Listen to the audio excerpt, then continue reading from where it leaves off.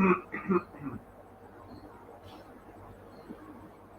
the name of Allah, the most merciful, the beneficent, welcome to our YouTube online biochemistry live streaming, and today we are going to study biochemistry of water. Okay, we know that there are different major molecules of life, but water is also a very important biological molecule because it acts as a biological medium. Okay, and before going into the details, let's define biochemistry. So, bio means life, and chemistry means how things interact. Okay, so when we define biochemistry, it can be defined in the following way as the branch of science in which we study the chemical and physical processes that occur in an organism. So it is a branch of science, it is a branch of biology, it is a branch of science in which biological sciences in which we study the chemical and physical processes that occur in an organism. So the study of chemical and physical processes that occur in an organism is known as biochemistry, or we can say study of biochemistry shows how the collections of inanimate molecules that constitute living organisms interact to maintain and perpetuate life governed solely by the physical and chemical laws that govern the non-living universe. So it means that there are certain molecules. These molecules interact life, burnt, so physical and chemical laws emanate from biomolecules. But Sir Cole Alexander Newberg is known as the father of biochemistry. Well, when we talk about molecules, we say that major molecules of life include carbohydrates, proteins, lipids, nucleic acids. But we should also know that water is very plays water plays a very effective role as a biological medium. So, as a biological medium, water plays a very important role, and it is called biological medium because we know that life has originated in aquatic medium. So life began from aquatic medium. Okay, so as we know that there are certain hypotheses that support or favor and advocate the idea that life has originated in aquatic medium. So water is a very important biomolecule. Okay, and we should also know that water covers 71% of the Earth's surface. Earth's surface is covered by water, and it makes a very major part. About 71% of the Earth's surface is covered by water. Oceans hold 97% of surface water. Glacier and polar ice caps make 2.4%, 1.6% of water below ground is present. Then rivers, lakes, and ponds account for 0.6% of water, and 0.001% of water is present in the air as vapor or similarly clouds in the form of clouds and water clouds formed of solid and liquid water particles suspended in air. A very small amount of the Earth's water is contained within biological bodies and manufactured products. So, when we talk about general properties, we say water is a simple molecule, yet it is fundamental to life. It is very simple molecule. Its chemical formula we will then study is H2O, and it is a micromolecule, but it is fundamental to life.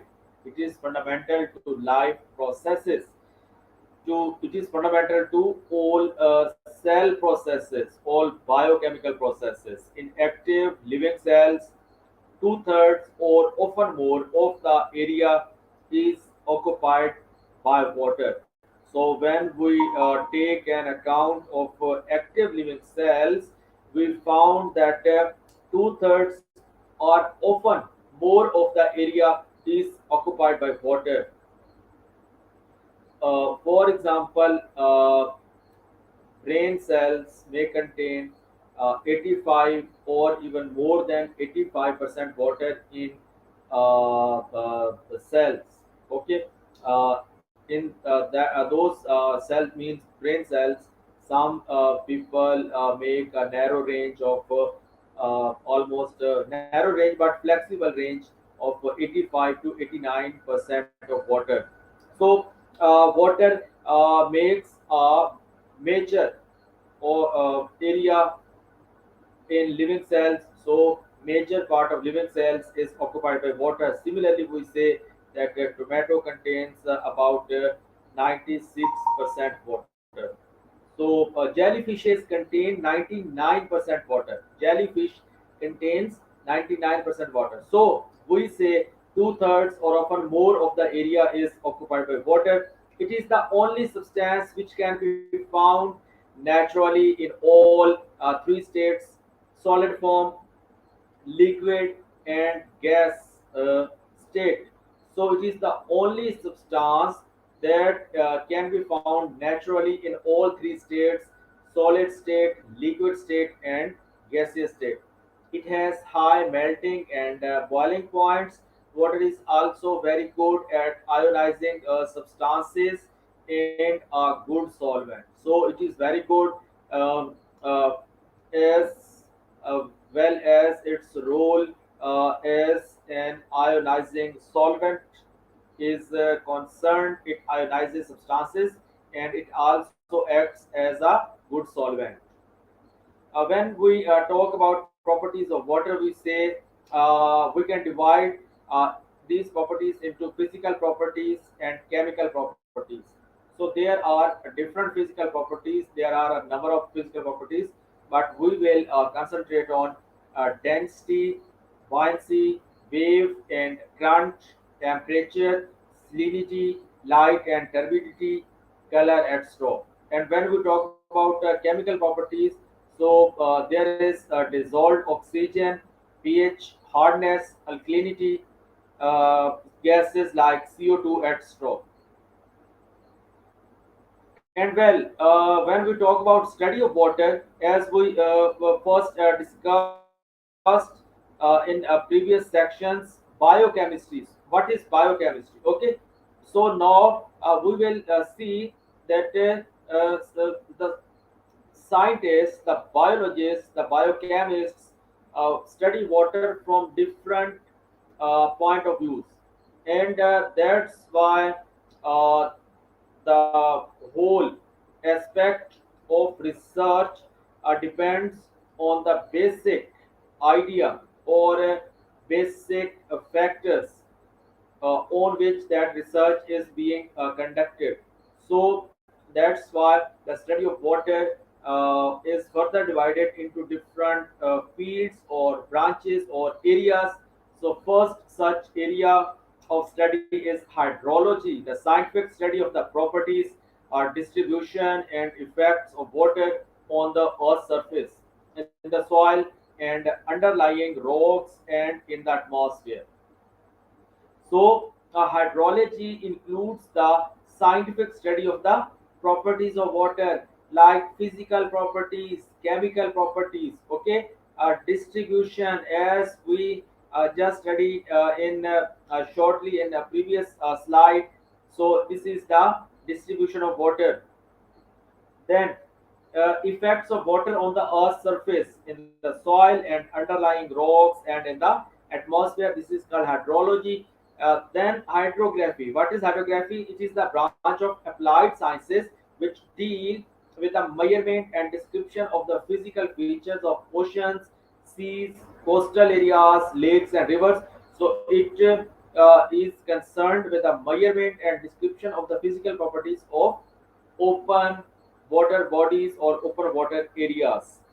Limnology, the study of bodies of fresh water or inland with reference to their plant and animal life, physical properties, geographical features, etc. So, this type of study is called limnology. Lentic water means stagnant water, and lotic water means running water.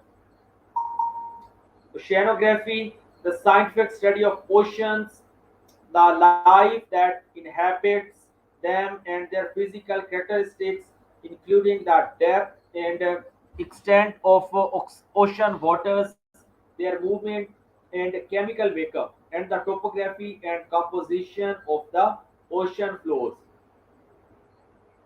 So oceanography is specific uh, field in which we scientifically study oceans. Okay. Then water as a major cell constituent, as we study, we say in most organisms there is 60 to 90% water. You must know that jellyfish has transparent appearance because it contains 99% water in its cells. The lowest water content can be found in plant seeds. For example, in plant seeds it is present about 20%, so it is the lowest water content, and the highest in jellyfish, about 99%. In cell, water is found mainly in the protoplasm, and here it plays vital roles in metabolism. So, in cell, water is found mainly in the protoplasm, and it is the medium of chemical reactions, of the metabolic reactions. So, uh, all the vital roles that are collectively known as metabolism, that is carried out in the presence of water. Water as a solvent, when we talk about water as a solvent, we say its chemical formula is H2O. Here you can observe it. There are two hydrogen atoms and one oxygen atom being covalently bonded, and this is graphical explanation. So atoms are covalently bonded together. Oxygen is more electronegative, hydrogen is more electropositive. The molecule is said to be polar. Hydrogen atoms of one water molecule are weakly bonded to the oxygen atoms in adjacent water molecules. These weak bonds are called hydrogen bonds. So, hydrogen bonding is present between water molecules. So, the hydrogen atoms of one water molecule are weakly bonded to the oxygen atoms in adjacent water molecules, in neighboring water molecules, and these weak bonds are called hydrogen bonds. This is the reason behind the unexpectedly high melting and boiling points of water. So, due to hydrogen bonding, water has high melting and boiling points. And when we say water is a universal solvent, so it is because it converts food in soluble form, like from starch to glucose, that can be transported and taken by various cells and tissues. It helps in removal of metabolic waste products in the form of urine, sweat, etc. It helps in respiration, like supply of oxygen from heart to tissues, and intake of CO2 from tissues to heart via blood. It helps in gas exchange in aquatic habitat. Oxygen is dissolved in water, which is taken by the aquatic organisms. So here we studied it as universal solvent. Then it has role in the process of transport. Blood is used to transport food, hormones, oxygen, waste products, and straw. And similarly, in plants, sap is used to transport food and other substances. So in animals, blood is present as a transport medium. In animals, sap is used to transport food and other substances. So it is transport medium in we can say in plants. So both of these mediums for transports are mainly water. These contain a major part of water. So these are mainly water. Similarly, water is regarded as a reactant. The most basic example of this is photosynthesis. Here we can see that water molecule is acting as a reactant. Then it is acts as during condensation, during conversion of glucose to starch, and during these processes, water molecules are released. Hydrolysis means during digestion, water required like conversion of starch into glucose. So when starch is converted into glucose, this process requires water, and it also known as digestion. Water also acts as a in the mechanism of sport. Aquatic organisms have weaker skeletons than organisms living on land, as the water's buoyancy effect makes them lighter, thus giving them extra support. So it has a mechanism in sport, and it provides buoyancy effect so animals can move easily in aquatic medium, and they have weaker skeletons. Then water acts as a lubricant. Bones meet at joints, and at these joints, lubrication must be provided to make sure the bones do not scrape against each other, causing damage and enabling free, easy movement by reducing friction. So it acts as a lubricant and reduces friction between bones when they meet at joints during movement. A synovial membrane at the joints encloses a fluid called synovial fluid, which acts as the lubricant. So there is a membrane known as the synovial membrane that is present at joints, and this membrane encloses a fluid called synovial fluid, and this fluid acts as the lubricant. Water is a major part of this fluid.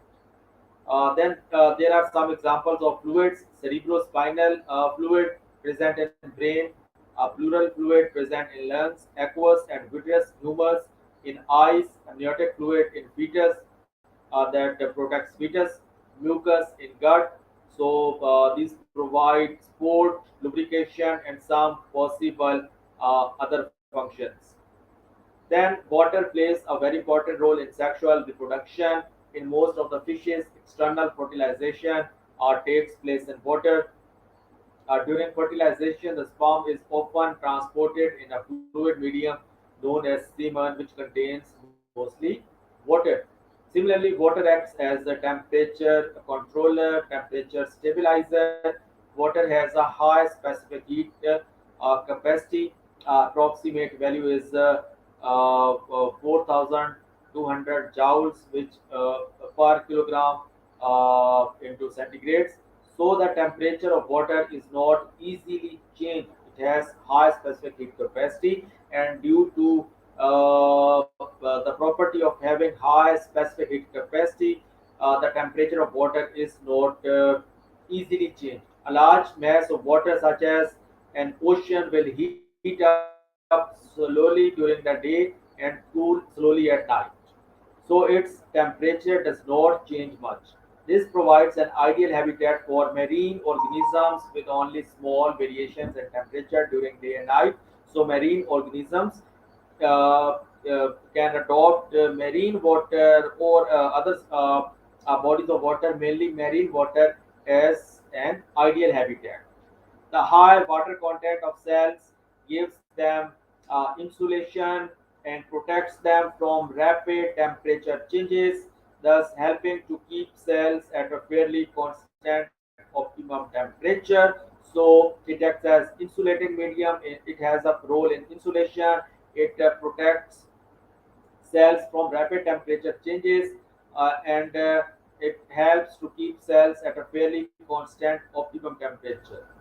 Water also works, can be found as a habitat. Freshwater ecosystems, ponds, rivers, lakes, whales, marine ecosystems include ocean, and survival of aquatic life in winter. We know that water has highest density at 4 degrees Celsius, and there is a mechanism that supports aquatic life in winters. So it was all for today. Here today we studied to provide a comprehensive, means a short but cumulatively comprehensive session on biochemistry of water. It was our today's second video lecture for our international students, and Eid Mubarak to all Muslims across the globe. And inshallah, tomorrow we will present you an other video tutorial. So stay tuned and stay blessed always. Amin.